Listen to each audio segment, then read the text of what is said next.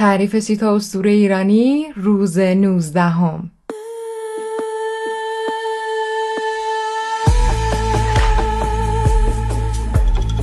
بانک کاووس یا کیکاووس اسمیه که به ندرت توی اوستا اومده. با این حال اون نوه کیکوباد یا همون کیقوباده، نیای سلسله کیانی که اسم خودش رو به اون سلسله داده و نقش مهمی توی تاریخ اونها ایفا میکنه.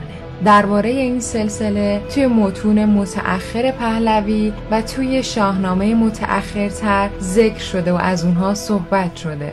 کیکاووس فرمانروای جهانه. اون قصری از طلا و نقره و کریستال بر کوه البرز ساخته که قدرت شفادهندگی و جوانسازی داره و اجازه میداد که پیرا و بیمارها دور اون کاخ بگردن.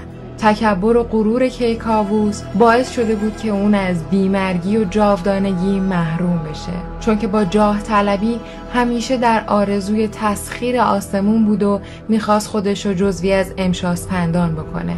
قبلتر این غرورش توی جنگ بین ایران و توران ظاهر شده بود. خط مرزی این دو کشور رو گاوی با نیروی جادویی مرزگذاری کرده بود. کیکاووس یکی از سرداران خودش به اسم سریت رو میفرسته تا اون گاو رو بکشه. گاو همون رو قانع میکنه که اگر اون رو بکشه بلاهای عظیم و فاجعه های بسیاری توی این دنیا به وجود میاد. سریت هم با ترس پیش کیکاووس برمیگرده و بهش میگه که حاضر خودش کشته شه ولی اون گاو رو نکشه. کیکاووس به سریت مأموریت جدیدی میده. به اون دستور میده که به جنگلی بره و روح ماده سگی به اون ظاهر میشه. همونطوری که انتظارش رو میره، سریت فرمان پادشاهش رو اطاعت میکنه. به اون جنگل میره و روح ماده سگ رو میبینه و با شمشیر اونو به 2 نیم تقسیم میکنه. اما ماده سگ هر بار که به زمین میافتاده تبدیل به 2 سگ میشده و انقدر سریت این کار رو انجام میده که توسط سگهای شکاری احاطه میشه و کشته میشه.